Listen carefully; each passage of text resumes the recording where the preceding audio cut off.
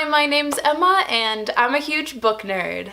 You're my library, always open for business, but you never show it. You're just sitting with it, but I know the score, and you're killing it. So today is the very last day of September, which means it's time to do the September wrap-up. In the month of September, I read a total of 12 books. A lot of those were plays, so it's not like as many as it sounds. As you may know if you've been keeping up, I'm kind of doing a read my TBR shelf kind of thing. Like, I'm really trying to clear out all the books that I have on my TBR shelf and read them before I graduate, because then I'm gonna have to move them, which is a big thing. So as part of that, this month I picked up The Book of Speculation by Erica Swyler, and I had just bought this at Goodwill because it was 50 cents and I'd seen it around. It looked like a book about books, which I thought would be really fun. Ugh, I hated this. It's kind of difficult to talk about because I can't quite put my finger on exactly what I hated about it.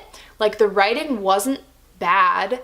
The premise isn't awful. Speaking of premise, this book is about a guy named Simon Watson who works at a library, but we really don't get to see a lot of his work at the library because he gets laid off really quickly. He gets sent a book at the beginning of this book from a book collector who sends it to him because his mother's name is in the book. He is trying to figure out why his mother committed suicide on the same day that his grandmother and his great-grandmother both also committed suicide, and now his sister is approaching that day, and he's trying to figure out how to save his sister because he thinks it's a family curse.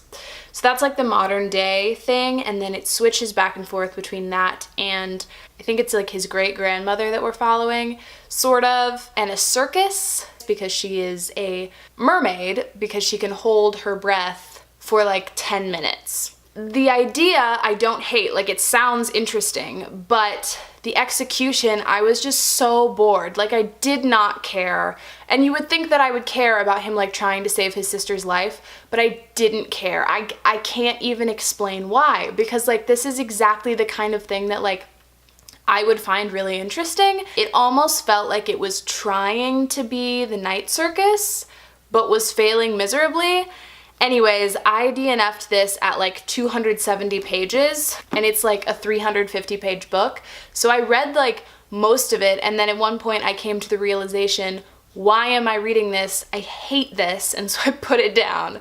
I rated it on Goodreads because I read so much of it, and I did end up giving it 2 stars because it's not a terrible book. I just hated the experience of reading it, which is such a weird thing to say, but I do think that other people could like this. I don't know. I'm really curious if you've read this book and loved it. Please explain why down below, because I can't put my finger on what I didn't like about it. So I don't know. I'm really curious on more opinions. Next, I picked up another book that's just been sitting on my TBR shelf, and that is The Beast is an Animal by Pieternel van Arsdale, and it's about witchcraft in the colonies, kind of. This was an extra book that I got in a Page Habit box. So I really wasn't super interested in this to begin with, but hey, it was a book that I got for free, basically. So I figured I would give it a shot. I only read 100 pages, and then I was the story's just not for me. It was boring and predictable and no, just no. And the writing wasn't great. I think I gave it 1 star. Alright, so the next book that I read was actually a play, and that is The Octoroon by Brandon Jacobs Jenkins, and I read this for my scenic design class. This play is very weird. It's essentially a satirical commentary on the racism of American theater, which is really cool, and the play is written hilariously. The writing is incredible, and it makes a very disturbing impression. I feel I can't talk a lot about it because I'm not a person of color, and I would be really curious to see what a person of color thinks of this play. It's been extremely successful and won a lot of prizes, so I think that it handles it well, but again, I don't know. I feel like it's not really my place to say. I ended up giving it 4 stars from my personal reading experience because the writing is astoundingly good. Next, I read another book off of my TBR bookshelf that's been on there for a while, and that is It's Kind of a Funny Story by Ned Vizzini. And you guys, oh my goodness, this is the most like viscerally honest experience I have ever read about a person with depression and like suicidal thoughts. I couldn't put it down, and at the same time it was kind of hard to read. I don't know if I would recommend this or not for someone who is struggling with depression, especially if you do have suicidal thoughts. If you are having suicidal thoughts, please reach out for help. You are not alone. I'll put the number for the suicide hotline right here so that if you're feeling that, please call that number. This book was like even a little bit triggering for my anxiety. I don't know if it was because of reading this book or if I was just having anxiety because of other things. There was something both incredibly comforting about this book, even though like I don't have depression, I don't think, and I'm definitely not suicidal, but there was something about this like commentary on mental health that was so relatable and in that way was really comforting.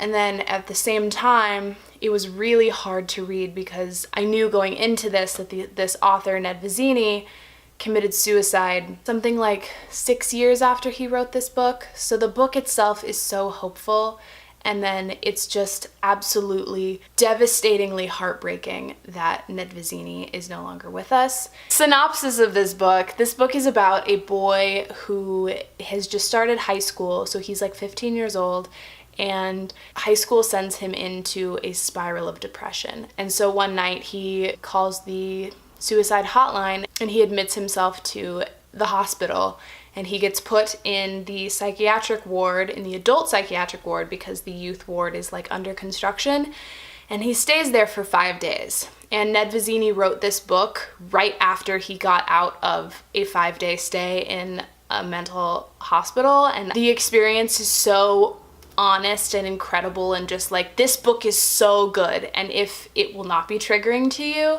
then absolutely read it. But I do think trigger warning for sure for this book, but it's so good. It is so good. Okay, I gave it 5 stars. Next is the only audiobook that I listened to this month. I thought that I would listen to more, but I was just feeling the podcasts and was not super with the audiobooks this month. But the one audiobook that I did listen to is the second book in the Bill Hodges series by Stephen King, and that is Finders Keepers. This one I actually didn't like as much as the first book in the series, which is Mr. Mercedes. I don't know if I was just not in the mood as much. That being said, the character of Holly, one of my favorite characters of all time. I love that woman. She is incredible. I'm not going to tell you too much about what this is about because it is a sequel to a book. One other thing that I want to say is, as much as I love Stephen King, I'm not a fan of how he deals with race in books sometimes. There is, in my opinion, no reason for a white writer to write the N-word in a book that he wrote in 2014. Like, I understand that the villain is the one saying it, and the villain is supposed to be this horrible racist person, but I just don't think it's necessary. I don't know, that's just my opinion. I think it's unnecessary, and I don't like it.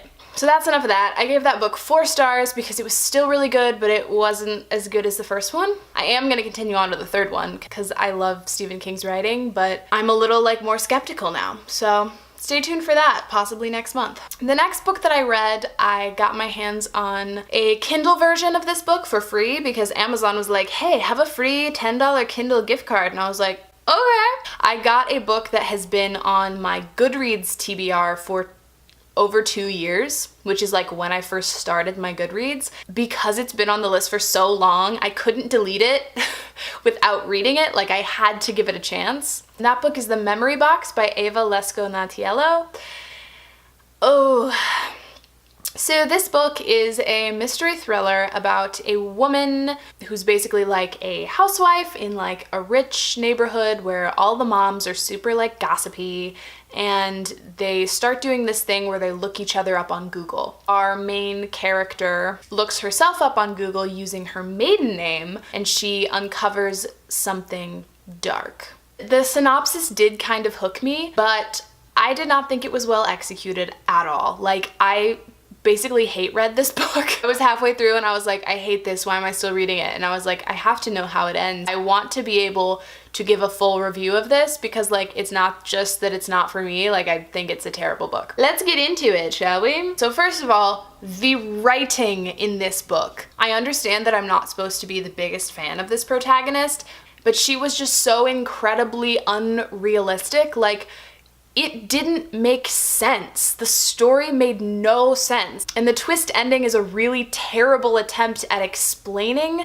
why she acts this weird way that she does. And I was just so annoyed. Like, I was like, this character is not grounded in any kind of reality at all. I can't like talk more about it because it would be spoilery to say anything more, but like, I was so frustrated with her and I was like, you're not a real person at all. I also guessed a lot of the earlier twists in the book. I didn't guess like the big twist at the end, but like I said, I thought it was like a really lame attempt at trying to explain the bad writing of the rest of the book. It was such a shame because I think that the idea of this book could have been super well executed and it just wasn't. I'm just like mad about this because it's been on my TBR for so long and I like had the need to read it and now I've read it and I hated it. 1 star.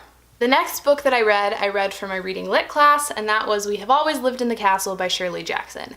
If you watched my TBR for this month, you will know that I had Shirley Jackson's other book, The Haunting of Hill House, on my TBR. So, funny story there, The Haunting of Hill House was on the syllabus at the beginning of the summer when I purchased my books. And then I go back to look literally the weekend I'm supposed to start reading this book. Like, we have to read the first third of the book by Monday. And like Friday, I like picked up the book, started reading, and then I like looked at my syllabus and I was like, We Have Always Lived in the Castle.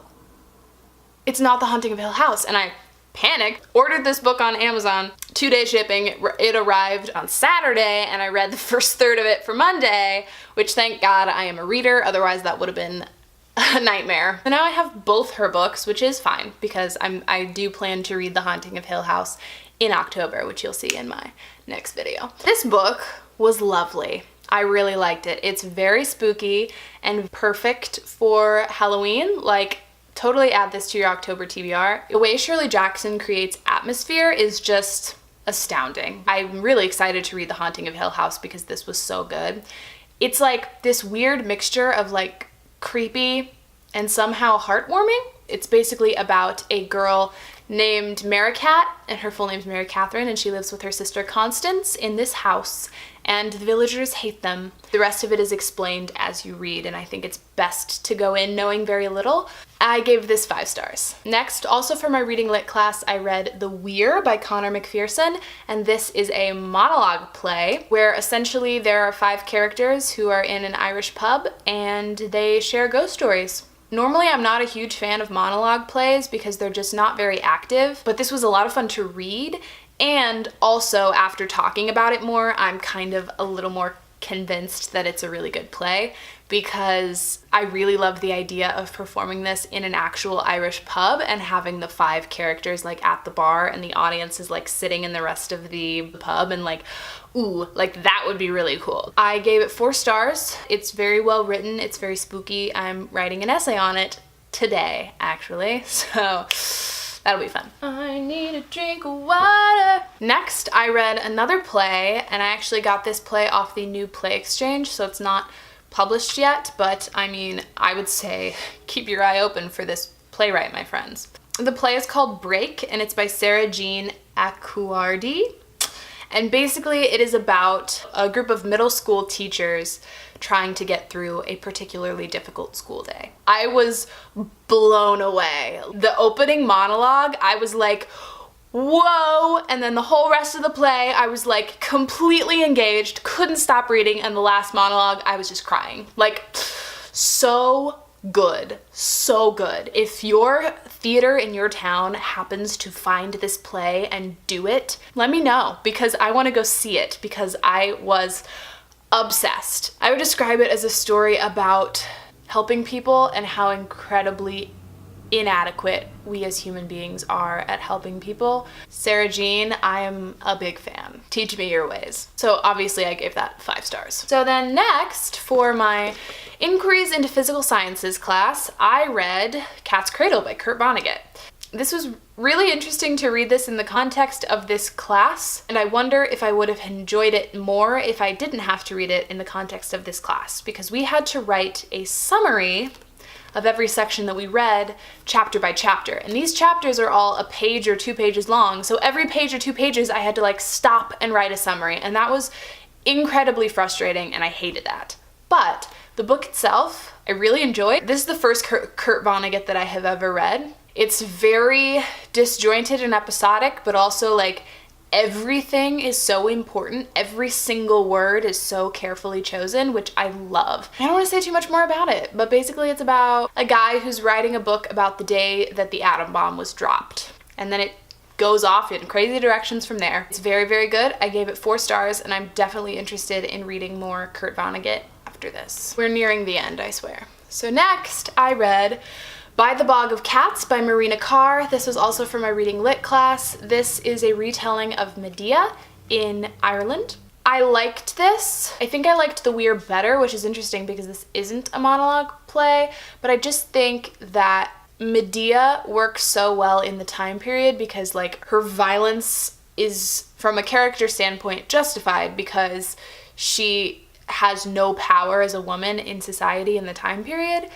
So to bring it into like essentially modern day, I think causes some problems with motivation, and the Medea character becomes crazier. So I'm not like in love with this. I think it's definitely interesting. I think that's all I want to say about it. I gave it 3 stars. Next, I read Ruined by Lynn Nottage, and I've also read Sweat by Lynn Nottage, which I really, really liked, gave that 4 stars.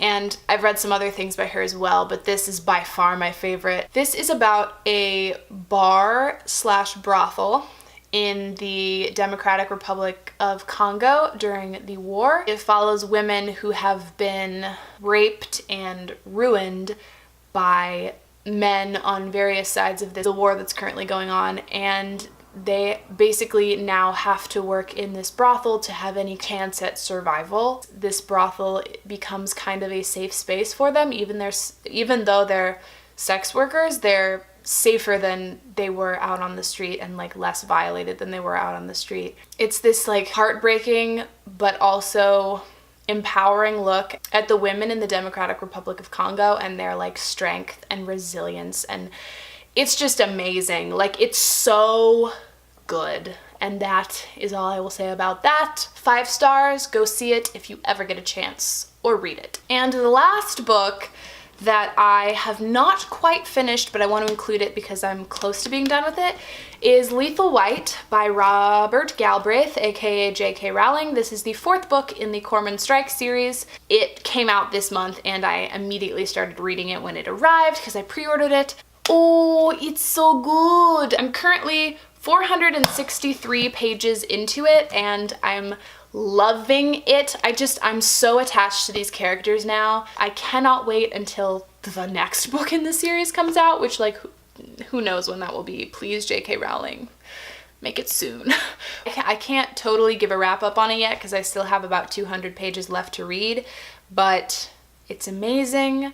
I love Robin, I love Corman, and the mystery is fascinating. I have no idea what happened at this point. I'm thoroughly confused, but in a good way. Totally digging it. So those are all of the many, many, many, many, many books that I read in the month of September. I think it was a great reading month. Let's count how many pages. This month I read 2,297 pages. That's not counting the audiobook, but counting everything else. I'd say that that is a pretty solid number, and I'm very happy with it. Can't wait to see how October goes. Hopefully I keep up my habit of reading quite a lot. So thank you so much for watching. I hope that you enjoyed this video. If you did, please like, subscribe, share with your friends, comment down below. I will see you in the next video. Bye! Mwah. Now I was headed to the bus stop.